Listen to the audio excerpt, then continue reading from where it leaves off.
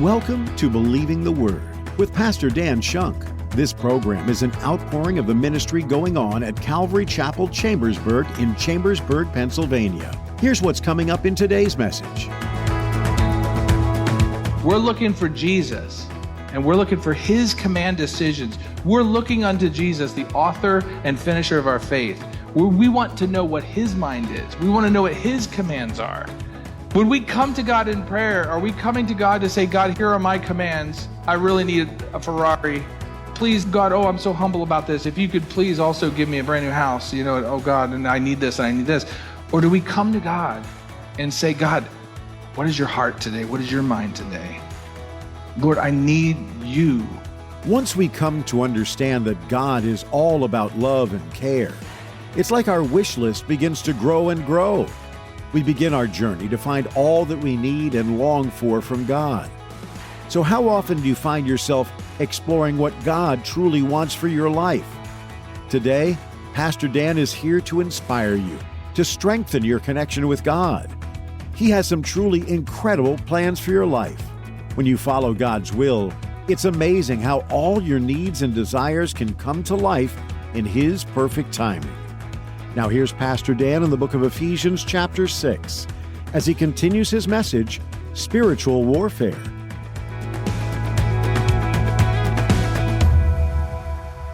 You are complete in Him. He circumcised you from the old and brought you into new life in the new and equipped you with the armor of God. And how could we have a point about spiritual warfare and the armor of God without going to Ephesians chapter 6, where Paul talks about the armor, the spiritual armor of God that God has given to us? See, God has supplied to them, God has supplied for them His truth, His righteousness, His peace, His faith to believe. These are all of the things that God has now given to Israel. And as you read, and we won't go there, but as you read in Ephesians chapter 6, verse 11 through 15, about the armor of God that He's given to us, it's all of these things. It's all of this spiritual capability to be ready to fight the true fight. God has supplied the same stuff to us. And He says, now you're equipped. I've circumcised and stripped away the old, and I've equipped you with the new. And now we're going to go in. So they've been circumcised. Now they're celebrating the Passover. Now in verse 11, and they did eat of the old corn of the land on the next day after the Passover, unleavened cakes and parched corn in the selfsame day. And in verse 12, the manna ceased on the next day after they had eaten the old corn of the land. Neither had the children of Israel manna anymore, but they did eat of the fruit of the land of Canaan that year. Now remember, the whole 40 years through the wilderness, or at least 39 years of it, they were receiving manna from heaven. God miraculously providing the manna from heaven. And so here is the transition of the food. So the very day after the Passover is now exactly 40 years in the wilderness. Because remember, they left Egypt at the Passover. And now here they celebrate this Passover. It's exactly 40 years later. And on the day after the Passover, they eat from amongst the land of Canaan, the regular food, and that's the day the manna stops. They're now in the land. Their life has been transitioned. They have been a people under judgment in the wilderness, learning the principles of the law. And now they're living in this life of learning what it means to live by faith, believing God's principles, and moving into this new life by faith. Not learning by experience and blowing it, but learning by believing God's principles and doing it. And so this idea of the manna ceasing, and now they're going to go in and experience the foods of the land. Think about this for a second. We easily miss this. They've hardly eaten anything but manna for 40 years. That's not an exaggeration. They had some quail, they had some other things from time to time. This has been what they've eaten for 40 years. This is a big deal to them. That they now have, you mean we could just go through the cornfield and eat that? And that's okay? And that's what they're able to do now.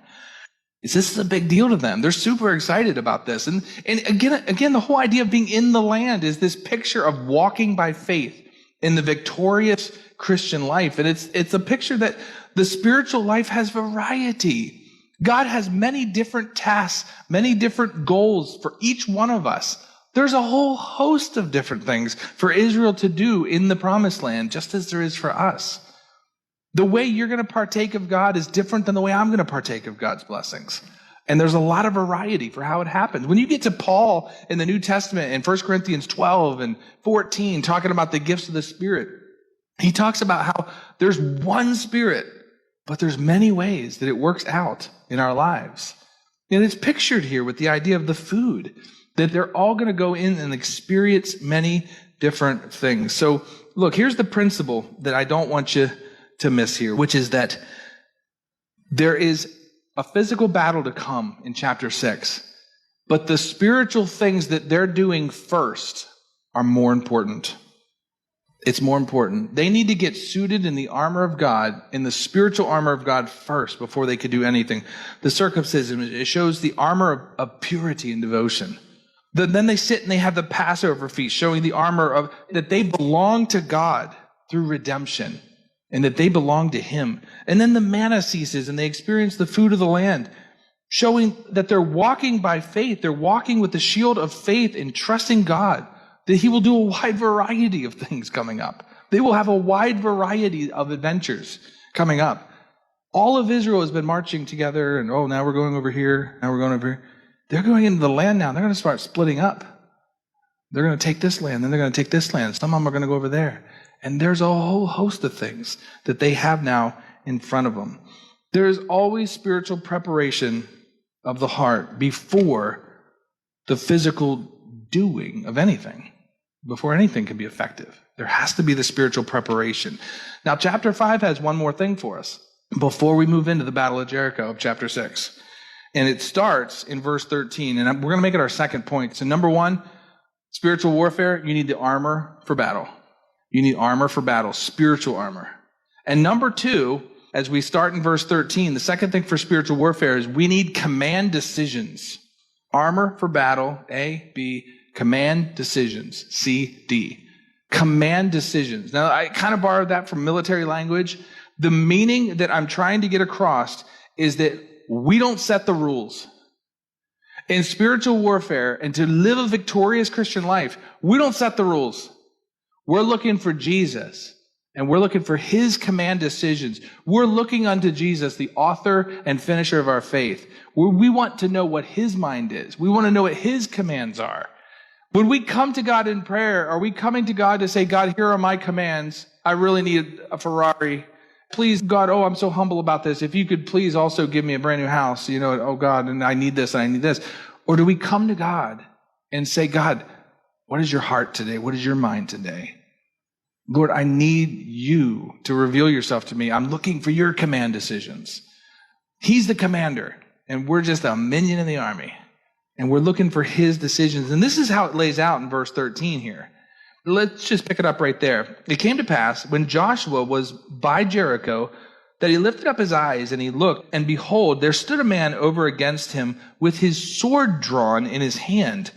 And Joshua went up to him and said to him, are you with us or are you with our adversaries? Now remember, Joshua has been told by the Lord, take courage.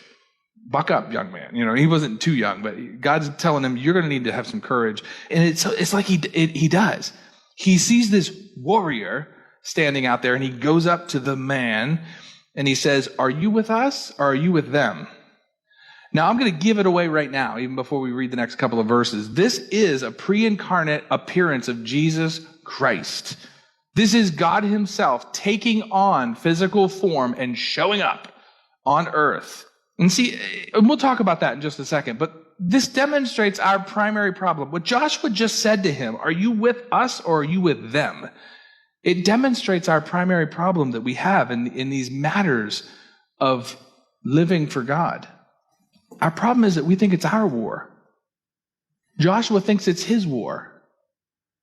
I'm in charge here. Are you with me or are you with them? And that's where he's off.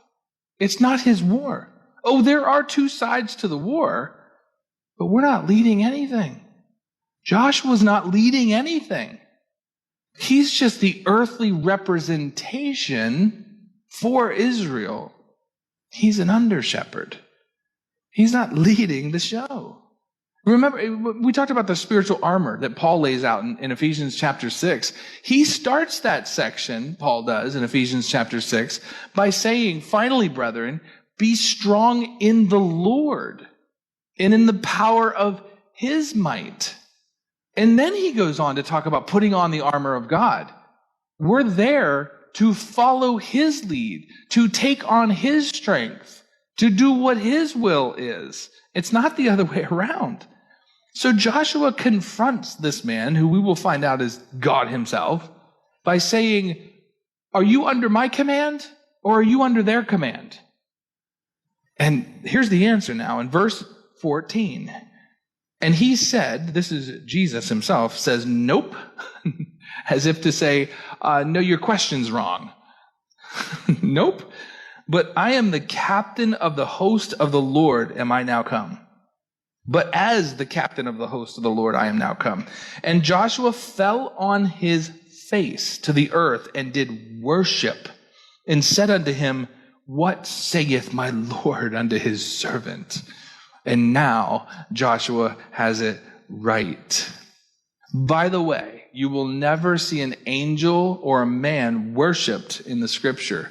You will never see somebody falling at the feet of an angel or a man in worship and have that person accept it unless it's God. In fact, in Revelation, John falls at the angel's feet, or John falls at the feet of, let me just say, John falls at the feet of someone in Revelation, and they say, get up. I'm one among your brethren. I am not, don't worship me. You will never see someone accept worship except it's Jesus Christ, except it's God himself. So, and this is showing in verse 14 how Joshua understands this and has this change of heart, that our response to Jesus should be, what can I do to serve you in worship? That has to be the response to Christ. I'm under you. I serve you. Is that your posture in prayer? When you pray, is that your posture?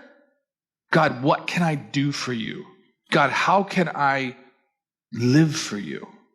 Oh, certainly God wants to hear from his troops what we need for the battle. Oh, certainly. But we're there to take his commands. We're there to find out his plan, his mission, his direction. That's what we should be after. Don't lose that. There is a rank and a structure to serving. Jesus needs to have the control, and then we need to obey it. And that needs to be the position of our hearts. Do you remember in the New Testament, I think it's Matthew chapter 8, a centurion of Rome comes to Jesus and says, I need help. There's someone that needs healed. And Jesus is like, okay, I'll go do it. And the centurion's like, well, no, I know how this works. I'm a man under authority, and I also have people under me. I know how authority works. You just say the word, Jesus, and I know it'll happen. The centurion understood who was up in command and who's down in command. And he's saying to Jesus, look, I understand, Jesus, where you're at in the chain of command. You're up there. You are there. All you have to do is speak, and everything under you obeys. All you have to do is say the word. I'm not asking you to even come to my house. And to that man, Jesus gave the highest compliment that he could have given to anybody. And he said, I haven't seen this great of faith even in Israel. Because that man understood the chain of command. He understood what it meant to place yourself in the service of another. And that's exactly what needs to happen here. If we're ready to fight spiritual warfare, we need to understand that we're coming to God for the orders and the plan and the mission and the direction and the focus and what's next. It's not us coming to God and saying, God, I got a great idea. Why don't we do this? It's not how it works. It's not how it works. You can't succeed in taking plans from self. Peter tried that and he cut off Malchus's ear. You remember that? Jesus, I got a great plan. Let me fight. Doesn't work. Verse 15, let's look at the end of this. So Joshua bows down and worships Christ. And in verse 15, the captain of the Lord's host said to Joshua, loose thy shoe from off thy foot, for the place where you stand is holy. And Joshua did so. The place is holy. Why is the place holy? The place is holy Because Jesus is there. That's why it's holy. Where Jesus is holy. Just like the only other time this happens is when Jesus appeared in the burning bush to Moses and said, Moses, take off your shoes. This is holy ground. I'm here for you. And the same thing happens right here as God's going to give Joshua. Now, I don't know if you know this, but as we read chapter 6 and the Battle of Jericho, it reads as if this incarnation of Christ is speaking to Joshua in chapter 6. So as we read about the Battle of Jericho, it is Jesus that we just saw talking to Joshua. So keep that in mind as we get into chapter 6 right now and talk about the Battle of Jericho. So spiritual warfare, number 1, we need armor for battle. Number 2, we need command decisions from Christ. Not from us, from Christ. And then third and finally our third point will be chapter 6, which is this Battle of Jericho. And that is for spiritual warfare, we need endurance of faith. Not just faith, endurance of faith. Faith is the idea that I believe something. But if faith doesn't endure and continue, if you don't continue to believe it, was it really faith in the first place? Think about it. Let's take a look at this. I want to use this idea of look at their faith in God, their true faith, their deep faith, their enduring faith as they go to Jericho and now fight and conquer this city by faith, even more so than by swords. So chapter 6, verse 1, the Battle of Jericho. Now Jericho was straitly shut up because of the children of Israel. None went out, and none came in. And the Lord said unto Joshua, See, I have given into thine hand Jericho, and the king thereof, and the mighty men of valor. And you shall compass the city, all ye men of war, and go round about the city once. Thus shalt thou do 6 days. And 7 priests shall bear before the ark 7 trumpets of ram's horns. And the 7th day you shall compass the city 7 times, and the priests shall blow of the trumpets.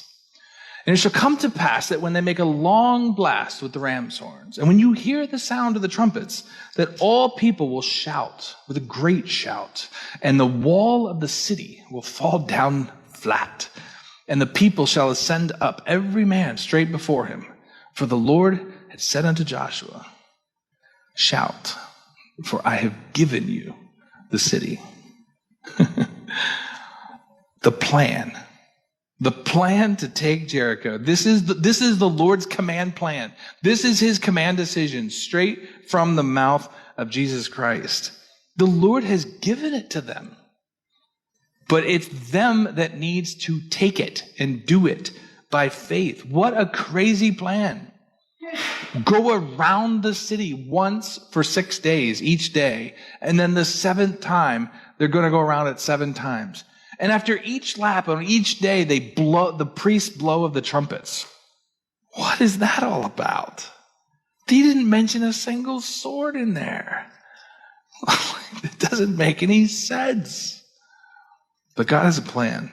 God has a plan. Keep going. I want to go to verse 6. Joshua, the son of Nun, called the priests, and he said unto them the plan. Now he's going to reiterate, this is God's plan. Take up the ark of the covenant, and let 7 priests bear 7 trumpets of ram's horns before the ark of the Lord. And he said unto the people, Pass on and compass the city. Let him that is armed pass on before the ark of the Lord. Now they finally mention some swords. And in verse 8, it come to pass when Joshua had spoken unto the people that the 7 priests bearing the 7 trumpets of ram's horns passed on before the Lord and blew with the trumpets, and the ark of the covenant of the Lord followed behind them. And in verse 9, the armed men went before the priests that blew with the trumpets, and the rearward behind them came after the ark, and the priests were going on and blowing with the trumpets.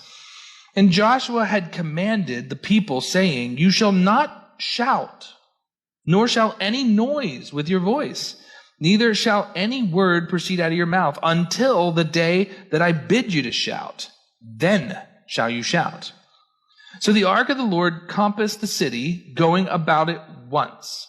And it came into the camp and lodged there that night. So the first day they execute the mission. They compass the city around about with the ark and with the priests and with the trumpets and the blowing of the trumpets, but not shouting. They go the whole way around the city. It was a couple of miles around the city. A couple of miles. It's going to take you some time. And at the end of the day, nothing happened to Jericho. Did you pick up on that? Nothing happened. And they go back to the camp. It's a test of Israel's faith. I bet some people in Israel went into the camp that night feeling foolish. The 10-year-old tugging on Dad. Dad, can you explain that to me? And Dad's like, wish I could. I have no idea why we just did that, other than the fact that God told us to. And we believe him. And we did it. Has God ever called you to do something that at first seems really, foolish or awkward? See, when beginning to follow God by faith, it can seem pretty awkward. Number one, because it's very different than your old life. Number two, because it can be very different than the people around you. And that's how they're feeling right now. They're like, this is kind of awkward. This is really weird. It's awkward and weird because the Lord has very different purposes than the world. The Lord has very different purposes than our past life had. And he's got bigger purposes that we can't understand at this time. You see, God's not just completing a task by having them march around the city. He's building people. The next time you're challenged in faith and you have to wait for something, or it's not working out, you have to remember that God is so much more interested than just completing that task. He's trying to build you. He's trying to change you into somebody that's trusting God's plan and God's mission. It's more important to have you change to believe God than just to complete the thing. And I believe they're learning that right now. So continue in verse 12. Verse 12, Joshua rose up early in the morning. Now this is day 2. And the priests took up the ark of the Lord, and 7 priests bearing 7 trumpets of ram's horns before the ark of the Lord went on continually and blew with the trumpets. And the armed men went before them, but the rearward came after the ark of the Lord, and the priests going on and blowing with the trumpets. And the second day they compassed the city one time, and then they returned to the camp. So they did for 6 days. So each of the first 6 days, they're going around, they're blowing the trumpets, the ark's with them, and then they go back to camp at night. 6 days in a row. And at this point, it's not the 10-year-olds tugging on Dad. Now it's some of the guys complaining to their friends, what are we doing? Now it's some of the wives complaining to their husbands, honey, you got to go up there and talk to Joshua. I don't think he knows what he's doing. Maybe some of the guys are saying, dear, will you go talk to Joshua? I'm too scared to talk to him, but I don't understand this. Go ask him what's going on. Some of them are starting to doubt, and they're like, what are we doing?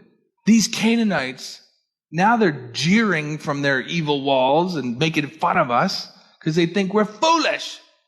This is hard. I think sometimes in the story of Jericho, we miss that.